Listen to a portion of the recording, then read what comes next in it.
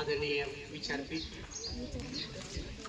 या विचारपीठावरती उपस्थित असलेले प्रवरा माध्यमिक व उच्च माध्यमिक विद्यालय वरवंडीचे प्राचार्य आदरणीय श्री वराड सर, ज्यांनी कार्यक्रमाचं निमंत्रण दिलं,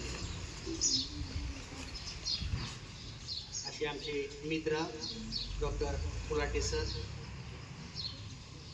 सर्व माझे सहकारी प्राध्यापक, बंधू भगिनींनो आणि माझ्या प्रिय विद्यार्थी मित्र मैत्रिणींनो, मी तुमच्यासाठी आलो, पद्मश्रींची आठवण सांगायला आलो. येत असताना बराच प्रवास करावा लागला. तुम्ही तर असा प्रवास दररोज करत आहात, याचं खूप कौतुक करावं असं वाटतं. कारण शिक्षण घेण्यासाठी जो हा तुम्ही संघर्ष करत आहात, तोच संघर्ष तुम्हाला आयुष्यात पुढे घेऊन जाणार आहे. आज आपल्याला माहिती आहे की आज 21 ऑगस्ट ही तारीख आहे. 21 ऑगस्ट म्हटल्यानंतर आपण दिनविशेष पाहतो, तर 21 ऑगस्ट हा दिवस जागतिक ज्येष्ठ नागरिक दिन म्हणून पाळला जातो. या दिनाच्या समकक्ष आपण जो हा पद्मश्री डॉक्टर विठ्ठलराव विखे पाटील जयंती सप्ताह समारंभ आयोजित केलेला आहे, हे जे महामानव महापुरुष होऊन गेले, त्यांचं ज्यावेळी आपण इतिहास आणि चरित्र पाहतो, अभ्यासतो, मग आपल्या समोर वेगवेगळ्या देशाच्या पाऊलखुणा दिसू लागतात. आपण येत्या गुरुवारी 27 तारखेला पद्मश्री डॉक्टर विठ्ठलराव विखे पाटील यांची 126वी जयंती साजरी करणार आहात, जन्मदिवस साजरा करणार आहात नारळी पौर्णिमेला. आणि त्याचा वैचारिक जागर घडवत असताना विद्यार्थ्यांशी निगडीत असणारे हे जे काही उपक्रम आपण घेत आहात, हे खूपच कौतुकास्पद असे मला वाटले. त्याचबरोबर आता ज्या विद्यार्थ्यांनी पुढे आल्या, पद्मश्री गौरवगीत म्हणाल्या, त्या गौरवगीतामध्येच पद्मश्रींचं जीवन चरित्र काळ आठवणी कार्य सर्व आपल्या दृष्टिक्षेपामध्ये येऊन गेलेले दिसून येत आहे. या गीत गायन करणाऱ्या मुलींसाठी आपण सर्वजण टाळ्या वाजवूया. विद्यार्थ्यांमध्ये मुलांमध्ये वैज्ञानिक दृष्टिकोन कसा जागृत करायचा, वैचारिक आणि विवेकवादी दृष्टी कशी निभवायची हे सांगणारं पुस्तक छोटेखानी ते पुस्तक आहे. आपल्याला जी भेट दिलेलं आहे ते वाचून घ्या आणि त्याच्यावरती वाचल्यानंतर एक पुस्तक परिचय एक पानाचं लिहा आणि फुलाटे सरांकडे जमा करा. म्हणजे ही वाचनाची संस्कृती, वैचारिक संस्कृती जी पद्मश्रींना अपेक्षित होती, ती आपल्याला पुढे घेऊन जाता येईल. आपल्या सर्वांना माहिती आहे की पद्मश्री डॉक्टर विठ्ठलराव विखे पाटील यांचा जन्मदिवस जयंती दिवस महाराष्ट्र शासन काय म्हणून साजरा करतं? पद्मश्रींची जयंती महाराष्ट्र शासन कोणता दिन म्हणून साजरा करतात? शेतकरी दिन. शेतकरी दिन म्हणून महाराष्ट्रभर त्या दिनाच्या निमित्तानं पद्मश्रींनी केलेलं शेती, सहकार आणि शिक्षण विषयक कार्याचा स्मृती, चर्चा, चिकित्सा त्या दिवशी केली जाते. आणि याच दिवशी पद्मश्री डॉक्टर विठ्ठलराव विखे पाटील सहकारी साखर कारखान्याच्या कार्यस्थळावरती एक मोठा साहित्याचा गौरव समारंभ असतो. महाराष्ट्रातले मोठमोठे विद्वान साहित्यिक ज्ञानाची मांदियाळी तिथं आलेली असते, ती आताही 27 तारखेला येणारच आहे. पद्मश्री डॉक्टर विठ्ठलराव विखे पाटील साहित्य पुरस्कार 36वा साहित्य पुरस्कार 27 तारखेला होणार आहे. या साहित्य पुरस्कारामध्ये उत्तम कांबळे सरांना जीवन गौरव पुरस्कार, वेगवेगळे 10 प्रकारचे पुरस्कार देण्यात आलेले आहेत. म्हणजे एकंदरीत पद्मश्रीच्या कार्याला आणि संकल्पनेला मूर्त रूप देण्याचं कार्य हा प्रवरा परिसर करताना आपल्याला दिसून येतो आहे.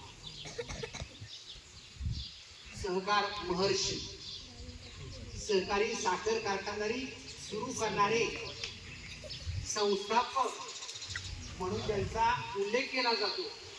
आशिया खंडामध्ये पहिला शेतकऱ्याच्या मालकीचा सहकारी साखर कारखाना काढणारे पद्मश्री डॉक्टर विठ्ठलराव विखे पाटील यांचा नामोल्लेख केला जातो. यांचं जीवन चरित्र जर आपल्याला अभ्यासायचं असेल तर आपल्याला पुस्तक वाचावं लागेल. पुस्तकांमधून आपल्याला व्यक्ती समजून घेतात. ग्रंथ वाचले तर संत समजतील आणि संत समजले तर भगवंत भेटतील असं म्हटलं जातं. म्हणून पद्मश्री जर समजून घ्यायची असतील तर पद्मश्रीवरती लिहिलेली ग्रंथसंपदा आहे ती आपण वाचली पाहिजे. हे ग्रंथ मी तुम्हाला दाखवण्यासाठी इथं आणलेले आहे. हे आपल्याला माहिती असेल, तुमच्या ग्रंथालयामध्ये पण असते. लढत भाग पहिला शिवाजी सावंत यांनी लिहिलेले हे पुस्तक आहे. त्याचबरोबर लढत भाग दुसरा शिवाजी सावंत यांनी लिहिलेलं हे पुस्तक आहे. त्याचबरोबर महामेरू हे डॉक्टर राजेंद्र वडमारे सर यांनी लिहिलेलं पुस्तक आहे. अरुण साधू यांनी लिहिलेलं सहकार धुरीण हे पुस्तक पद्मश्रींचा जीवनपट, जीवन चरित्र सांगताना दिसून येत आहे. यासोबत राजा मंगळवेडेकर यांनी लिहिलेलं भूमिपुत्र नावाची द्वितीय आवृत्ती मागच्या वर्षी नितीनजी गडकरी साहेब यांच्या हस्ते सुधारित आवृत्ती प्रसिद्ध झाली. किंवा महाराष्ट्र साहित्य संस्कृती महामंडळाने प्रकाशित केलेले ग्रंथ असतील किंवा मायदेव यांनी लिहिलेलं साखरेचा ठेवा असेल, प्रवरिकांचा विठवा असेल, अशा वेगवेगळ्या ग्रंथामध्ये पद्मश्रींचं कार्यकर्तृत्व नोंदवलेलं आहे. मी पानोपान याचा संदर्भ देणार नाही. तुम्हाला वाचण्याची आवड लागावी, तुम्ही पुस्तकांशी स्पर्श करावा म्हणून ही ग्रंथसंपदा तुमच्या समोर दाखवायला आणली होती. विद्यार्थी मित्र, मी तुम्हाला पद्मश्रीच्या जीवनातल्या फक्त 4 गोष्टी सांगणार आहे. त्या 4 गोष्टी म्हणजे 4 किस्से आहेत आणि ते 4 किस्से आपल्याला तात्पर्य घेत असताना मुलांनी काय संदेश त्या किस्स्यातून घ्यायचा याची मुलगाट बांधता येते आहे. त्यातला पहिला किस्सा असा आहे, पद्मश्रींच्या जीवनातील असणारी जिद्द आणि शिक्षणाचा प्रवास या संदर्भातली एक गोष्ट मी तुम्हाला सांगणार आहे. मी येताना ज्यावेळेस कोलाटे सरांना म्हटलो की कार्यक्रमाची रूपरेषा नेमकी कशी आहे, त्यांना ओळखून घेतलं मला काय म्हणायचं आहे. म्हणजे सरांना म्हणायचंय की पुढं श्रोता वर्ग कोणत्या वयोगटाचा आहे, म्हणजे माझी स्क्रिप्ट मला बदलता येईल. आणि त्यानुसार त्यांना बरोबर कमी शब्दात मला उत्तर दिलं. म्हणून मी तुमच्या समोर पद्मश्रींच्या जीवन चरित्रातल्या 4 गोष्टी सांगण्यासाठी आलेलो आहे. ज्या गोष्टी जर आपण डोळ्यासमोर ठेवल्या आणि आपण मार्गक्रम केलं तर नक्की जीवनामध्ये यश येईल. नाहीतर आपण नेहमी म्हणत असतो मी गरीब आहे, गरीबाचं कोण आहे, असे आपण बोलत असतो. परंतु विद्यार्थी मित्र हो, कुठलीही गोष्ट संघर्षाशिवाय मिळत नाही, कष्टाशिवाय प्रयत्नाशिवाय आपल्याला मिळत नाही. हे आपल्या सभोवताली उदाहरण घडलेले आपल्याला दिसून येते. लोणी गावच्या मेंढपाळाचा मुलगा राऊत नावाचा क्लास 1 ऑफिसर झाला.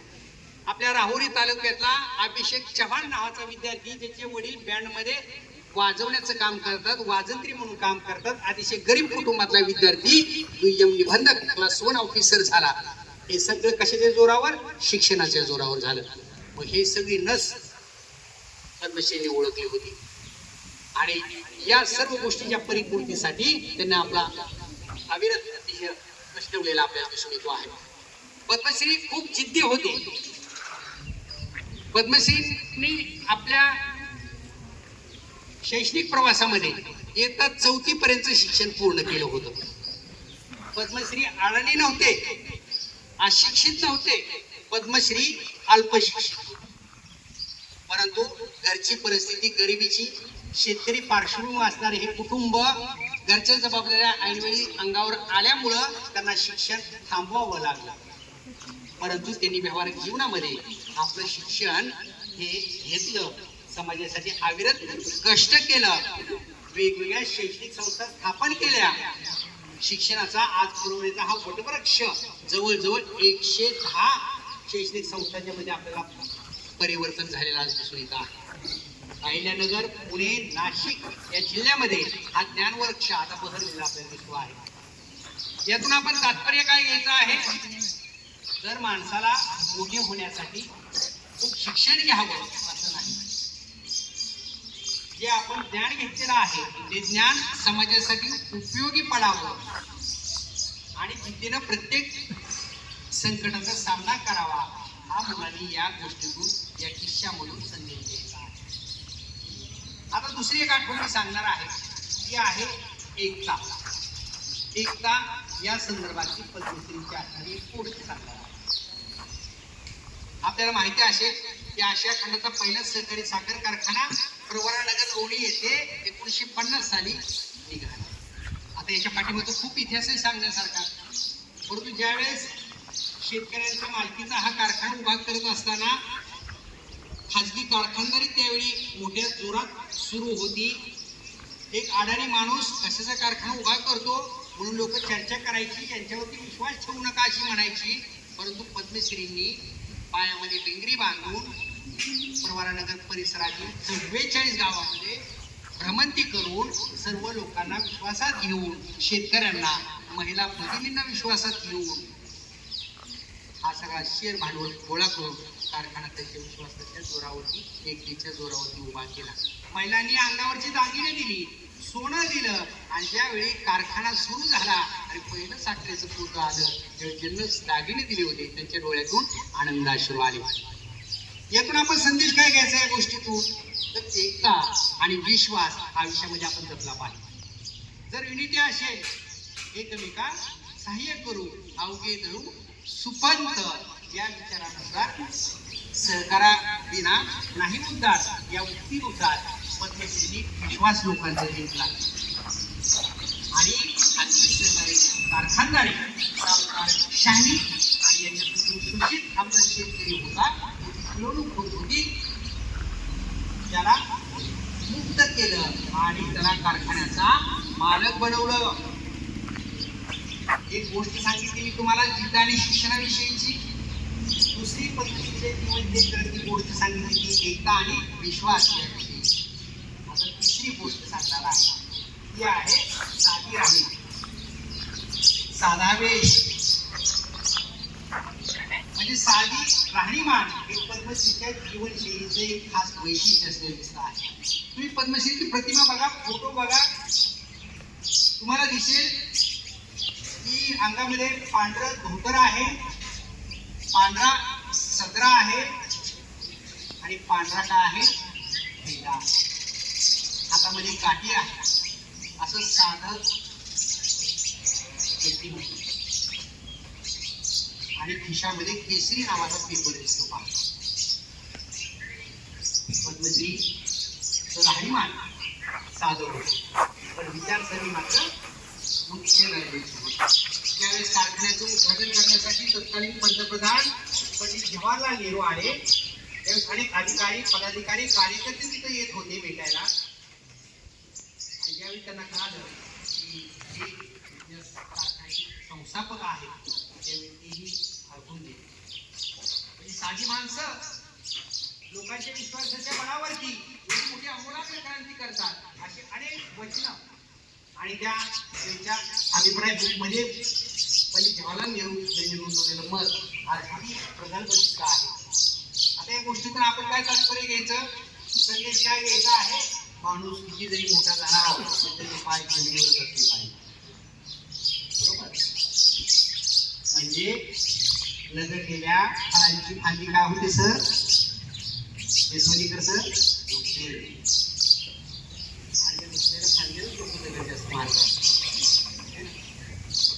म्हणून ज्ञानाने आपण कसं पवित्र होतो, सामाजिक कार्यानं जसा आपला स्वतःचा उद्धार होतो, असं पद्मश्रीचं जीवन काय होतं. पद्मश्रीच्या जीवनाची शेवटची गोष्ट ती म्हणजे कमवा आणि शिका योजना या संदर्भातला किस्सा आहे.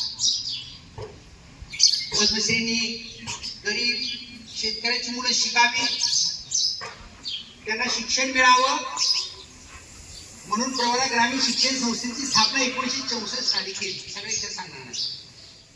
त्यानंतर प्रवरा पब्लिक स्कूल असे, प्रवरा कन्या विद्या मंदिर असे मुलींसाठी शिक्षणाची सोय केली. पद्मश्री त्या काळामध्ये मुलींना शिक्षण घेता यावं, मुलींना शाळेत यावं म्हणून स्वतः घरी जाऊन पालकांना भेटायचे. तर आता मुलं शोधायची भेटायला म्हणून आपल्या अंगावर काय वेगळंच काय विचारावं लागेल. आणि त्या संस्थेचे संस्थापक स्वतः मुलीनं शिक्षण घ्यावं म्हणून स्वतः पालकांच्या घरी जाऊन आग्रह करायचे, भेटायचे.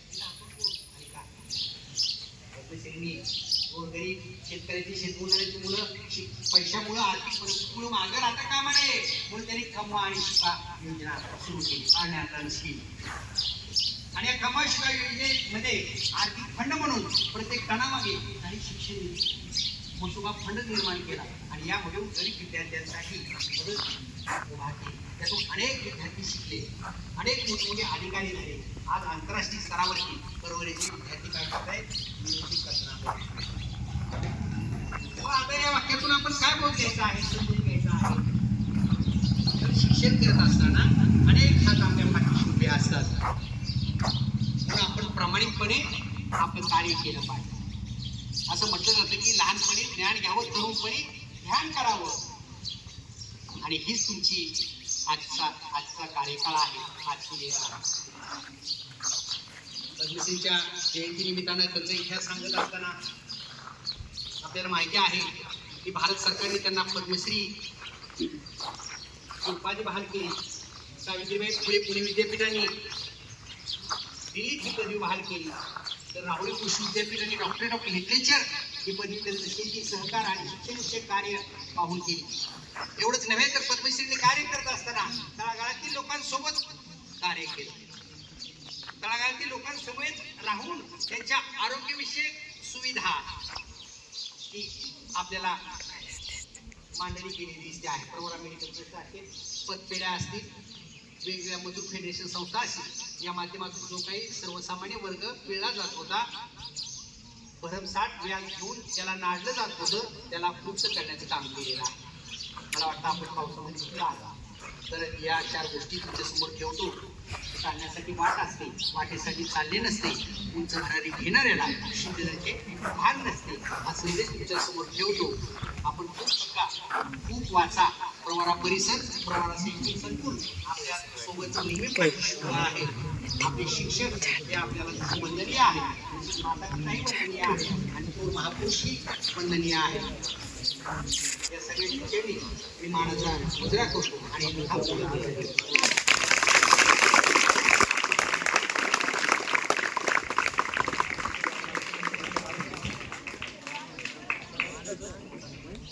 धन्यवाद सर. सरांनी पद्मश्री डॉक्टर विठ्ठल विखे पाटील यांच्या जीवनचरित्राविषयी मार्गदर्शन केलं. विद्यार्थ्यांना निश्चितच आयुष्यामध्ये उपयोगी राहील.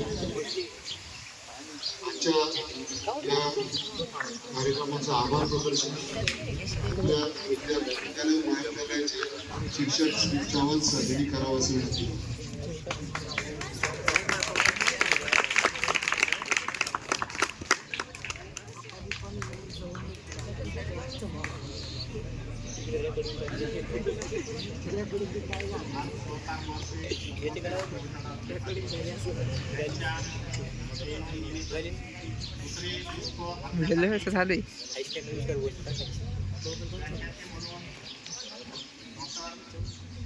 शिंदे सर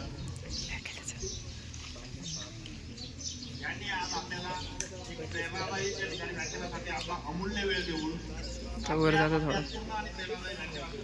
डॉक्टर विठ्ठल विखे पाटील यांच्या जीवन कार्याची तसेच पद्मश्रींचे जे काही विचार होते त्या विचारांची आणि समाजासाठी केलेल्या योगदानाची जी काही ओळख करून दिली, त्यांच्या विचारांमुळे आपल्या सर्वांना निश्चितच नवी प्रेरणा आणि दिशा या ठिकाणी मिळणार आहे. त्याबद्दल आदरणीय डॉक्टर नवनाथ शिंदे सर यांचे या ठिकाणी मी आभार मानतो.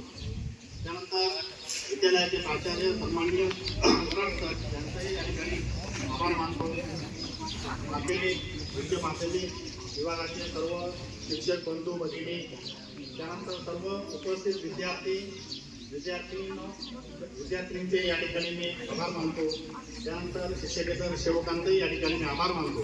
आणि आज हा जो काही व्याख्यानाचा कार्यक्रम आहे संपला असं